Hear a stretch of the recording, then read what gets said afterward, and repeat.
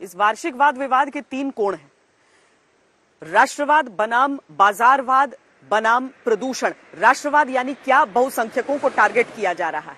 बाजारवाद यानी कि दीपावली यानी दियों की लड़ी, तो यहां पर कहां से दियों की पंक्तियों की जगह पटाखे आ गए। और प्रदूषण यानी कि क्या? प्रदूषण का सवाल सब में बड़ा हो जाता है। तो प्रदूषण के सवाल का जवाब हम सबसे पहले आपको देते हैं। और जो पार्टिकुलेट 2.5 की बात होती है उसका जिक्र हम यहां पर करते हैं। दीपावली में एक अनार जलाने से अगले 3 मिनट में 34 सिगरेट जलाने के बराबर के PM 2.5 कण निकलते हैं। चक्री को अगर 5 मिनट तक जलाया जाए तो 68 सिगरेट के बराबर का प्रदूषण होता है।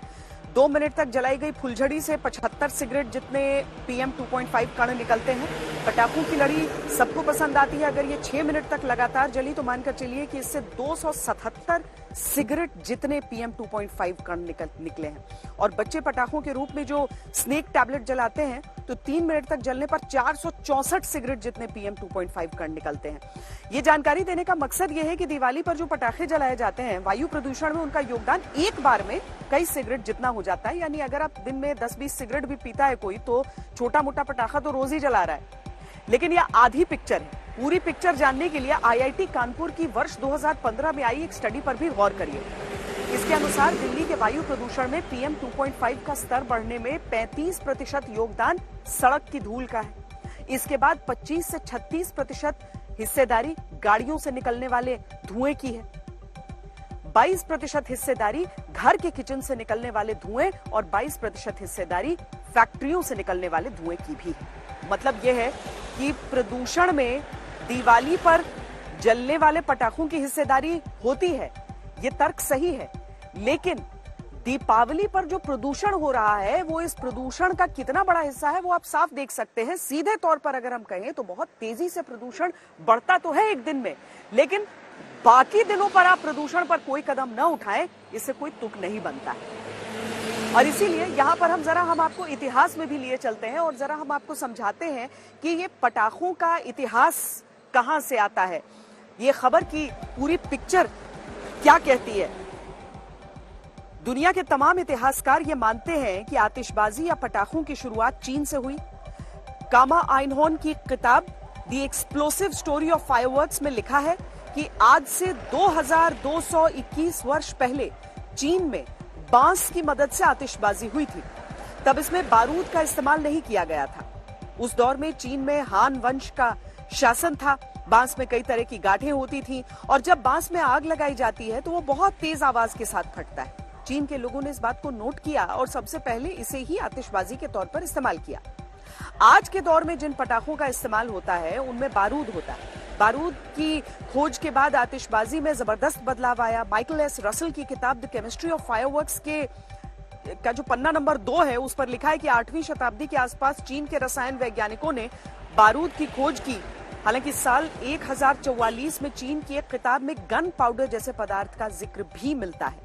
जिस बारूद की खोज चीन ने की वही बारूद उसके लिए बहुत बड़ी मुसीबत लेकर आया। चीन के लोग जिस बारूद का इस्तेमाल आतिशबाजी के लिए कर रहे थे उसी को मंगोल योद्धाओं ने हथियारों के रूप में विकसित किया। इस तरह बारूद युद्ध में इस्तेमाल होने वाला घातक हथियार बन गया। मंगोल योद्धाओं ने चीन पर ही हमले किए और बारूद का खूब इस्तेमाल किया।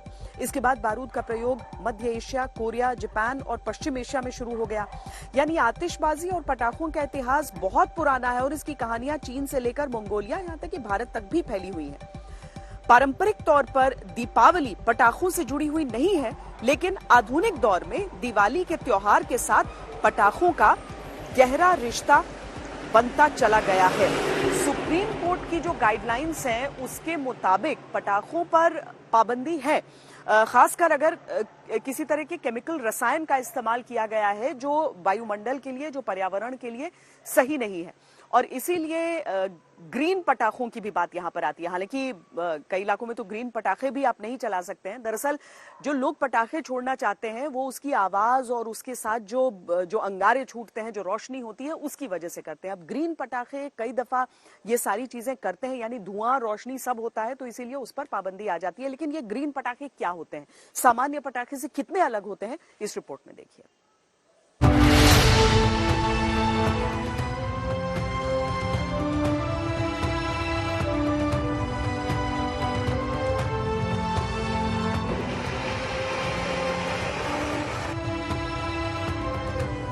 भारत में सेलिब्रेशन मतलब रोशनी और हल्ला गुल्ला। इसलिए दिवाली ही नहीं, शादी ब्याह हो, न्यू ईयर का सेलिब्रेशन हो, क्रिसमस हो या फिर छठ, हर मौके पर रोशनी भी होती है और पटाखे भी जलाए जाते हैं।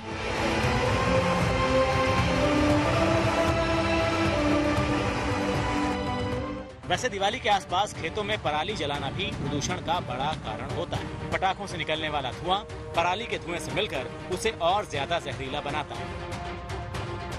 इसी वजह से पटाखों पर प्रतिबंध की आवाज उठी थी, जिस पर सुप्रीम कोर्ट ने खतरनाक केमिकल वाले पटाखों पर बैन लगा दिया।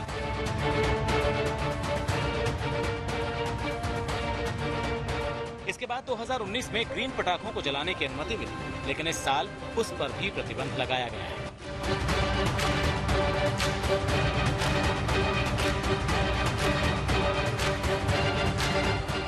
पराली के लिए तो ओपन लाइसेंस दे दिया गया है कि जितनी मर्जी पराली जलाई है। सब जानते हैं कि हरियाणा, पंजाब, राजस्थान जो पराली जलाई जाती है उससे कितना जबरदस्त पॉल्यूशन होता है। किसी का ध्यान उसकी तरफ नहीं है। सिर्फ सेलिब्रेशन को बंद करना है। आप सेलिब्रेशन बंद करने के बाद भी आंकड़ा देख लीजिए कितना बनेगा। नहीं बनेगा उसका। इतने थोड़े समय के लिए पटाखे ग्रीन्स की परमिशन दी गई है कि जिससे कोई पॉल्यूशन बनता ही नहीं है। बाकी पॉल्यूशन कॉजिंग एजेंट्स की तरफ भी ध्यान जाना चाहिए और सिर्फ इसी को टोटल अपराधी नहीं बनाया जाना चाहिए कि हम पटाखे बंद कर देंगे तो सारा काम ठीक हो जाएगा। सामान्य पटाखों पर प्रतिबंध के बाद मार्केट में आए ग्रीन पटाखे CSIR national environmental engineering research institute यानी नीरी की देन थी। संस्थान ने कुछ ऐसे केमिकल की मदद से पटाखे तैयार किए जिनसे धुआं कम होता है। ग्रीन पटाखे दिखने, जलाने और आवाज में सामान्य पटाखों की तरह ही होते हैं, लेकिन ग्रीन पटाखों को जलाने से प्रदूषण कम होता है। इन्हें बनाने में पार्टिकुलेट मैटर यानी PM का खास ध्यान रखा जाता है। ग्रीन पटाखों से सामान्य पटाखों के मुकाबले करीब 20% PM निकलता है और केवल 10% हानिकारक गैसें निकलती हैं। ग्रीन पटाखों में इस्तेमाल होने वाले केमिकल बहुत हद तक सामान्य पटाखों से अलग होते हैं। ग्रीन क्रैकर्स 30 से 40% लेस एमिशन देते हैं और ग्रीन क्रैकर्स सुप्रीम कोर्ट की परमिशन से, NGT की परमिशन से, नीरी, पैसो, ministry of environment, central pollution control board, 7 department जब मिले तब ग्रीन क्रैकर्स का जन्म हुआ और उस जन्म के बाद ये साबित हो गया कि हाँ जी ये पॉल्यूशन कम करते हैं। अब एक भाग्य की विडंबना ये देखिए कि 100 में से 1% से भी कम पॉल्यूशन ग्रीन क्रैकर्स से होता है और वो भी सिर्फ आधा घंटे के लिए, मगर बाकी 99% पॉल्यूशन कॉजिंग एजेंट्स की तरफ किसी का ध्यान नहीं जा रहा। ये सरासर गलत है, अन्याय है। सामान्य पटाखों से निकलने वाले धुएं की वजह से लोगों को कई तरह की स्वास्थ्य समस्याएं होती हैं, जैसे सांस लेने में तकलीफ, आंखों से जुड़ी समस्याएं। इसीलिए ग्रीन पटाखे विकल्प के तौर पर आए हैं। आमतौर पर 4 तरह के पटाखों को बनाने के सुझाव नीरी की तरफ से दिए गए। इसमें पहला है पानी पैदा करने वाले ग्रीन पटाखे। ये पटाखे जलने के बाद पानी के कण बनाते हैं, जिसमें सल्फर और नाइट्रोजन के कण घुल जाते हैं, जिससे प्रदूषण कम होता है। इसके अलावा खास केमिकल से बनाए गए पटाखे, जिससे सल्फर और नाइट्रोजन कम पैदा, कम एल्यूमिनियम के इस्तेमाल वाले पटाखे, और फिर खुशबू पैदा करने वाले पटाखे, जिनसे हानिकारक गैस कम पैदा। ग्रीन पटाखे एक अच्छा विकल्प हो सकते हैं और अनिवार्य रूप से इनके इस्तेमाल को जमीनी स्तर पर लागू करना जरूरी है।